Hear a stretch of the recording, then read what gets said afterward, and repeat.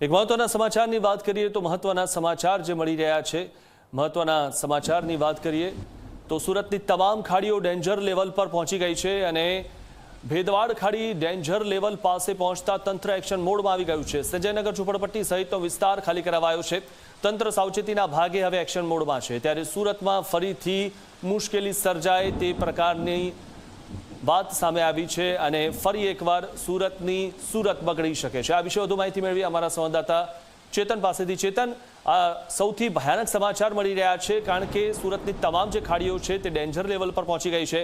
થોડાક દિવસો પહેલા જે સ્થિતિ સર્જાઈ હતી તેના કરતાં પણ વધુ ખરાબ સ્થિતિ સર્જાઈ શકે તેવી શક્યતા જોવા મળી રહી છે।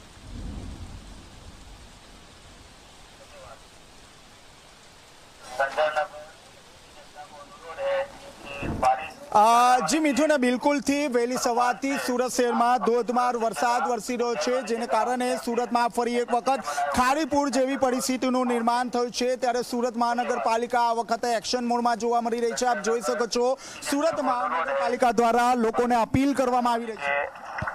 अनुमान से आप अपनी सुरक्षित जगह, ऊंचाई वाली जगह या फिर एसएमसी ने बनाए हुए रिलीफ सेंटर पर पहुंचे। धन्यवाद। संजय नगर की जनता को अनुरोध है कि बारिश ज्यादा होने के अनुमान से आप अपनी सुरक्षित जगह, ऊंचाई वाली जगह या फिर एसएमसी ने बनाए हुए रिलीफ सेंटर पर पहुंचे। મિથુન, સુરતમાં ભારે વરસાદ છે જેને કારણે ભેડવાડ ખાડી જે છે તે ઓવરફ્લો થવાની પૂરેપૂરી શક્યતા જોવા મળી રહી છે। લોકોને જાનમાલનું નુકસાન ન થાય તે માટે પૂરતી તકેદારી રાખવામાં આવી રહી છે। આપણી સાથે જે અધિકારી છે તે જોડાયા છે, તેમની સાથે આપણે વાતચીત કરીશું। જી સર, લોકોને એલર્ટ કરવામાં આવી રહ્યા છે, શું કારણ? સતત વરસાદ વરસી રહ્યો છે હાલ, અને અમને પણ ઉપરી અધિકારીથી સૂચના મળી છે કે આ જેટલા નીચાણવાળા એરિયા છે ત્યાં જઈ અને પબ્લિકને અવેર કરો કે જો તમને એવું લાગે કે પાણી ભરાવો થાય છે તો ઊંચાઈવાળી જગ્યા પર અથવા એસએમસીએ રિલીફ સેન્ટર બનાવ્યા છે ત્યાં એ લોકો સ્થળાંતર થઈ જાય, જેથી જાનમાલની હાનિ ના થાય। કેટલા લોકોને એલર્ટ કરવામાં આવે છે, કેટલા વિસ્તારોને? ઘણા મોસ્ટલી જે ખાડી કિનારાના એરિયા છે, કેમ કે ખાડીનું લેવલ હમણાં બહુ અપ જતું છે, એટલે મોસ્ટલી પહેલી પ્રાયોરિટી ખાડીની નજીક જેટલા પણ છે વિસ્તાર, એ વિસ્તારોને પહેલા પ્રાયોરિટી આપી છે। જોઈ રહ્યા છો, સતત સુરત મહાનગરપાલિકાની ટીમ સંજયનગર ખાતે એલર્ટ કરવામાં આવી રહ્યું છે। ખાસ કરીને ખાડી કિનારે વસતા તમામ જે વિસ્તાર છે તેને એલર્ટ કરવામાં આવી છે, કારણ કે તમામ જે ખાડી છે તે ડેન્જર લેવલ પર પહોંચી ગઈ છે અને ગમે ત્યારે ઓવરફ્લો થવાની પૂરેપૂરી શક્યતા જોવા મળી રહી છે। 10 દિવસ પહેલા સુરત શહેરમાં જે રીતે ખાડીપુરનું નિર્માણ થયું હતું, લોકોને જાનમાલની નુકસાન પહોંચ્યું હતું, આ રીતની પરિસ્થિતિ ફરીથી ન સર્જાય તે માટે પૂરતી તકેદારી રાખવામાં આવી રહી છે। આપ જોઈ શકો છો, અલગ અલગ ગલીઓમાં ફરી રહ્યા છે સુરત મહાનગરપાલિકાના કર્મચારી, કારણ કે આ જે વિસ્તાર છે તે ખૂબ જ નીચાણવાળા વિસ્તાર છે, કારણ કે અહીંથી ભેડવાડ ખાડી પસાર થઈ રહી છે।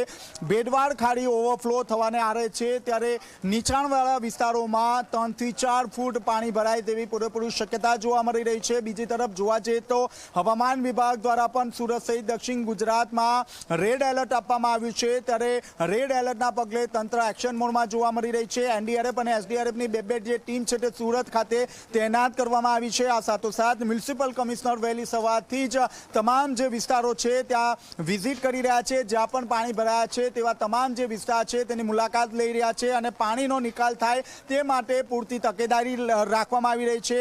ખાસ કરીને તમામ સુરતમાંથી પસાર થતી જે ખાડીઓ છે તે ડેન્જર જે લેવલ છે તેની પાસે પહોંચી ગઈ છે અને ગમે ત્યારે ઓવરફ્લો થવાની શક્યતા છે, જેને પગલે લોકોને એલર્ટ કરવામાં આવી રહ્યા છે।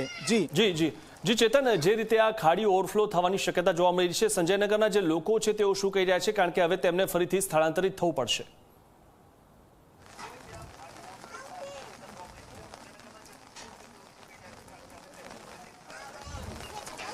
जी ચોક્કસથી આપણે સ્થાનિક લોકો સાથે વાતચીત કરીશું। जी, एलर्ट करवा रहे हैं आपको, क्या कहोगे, कहाँ जाओगे?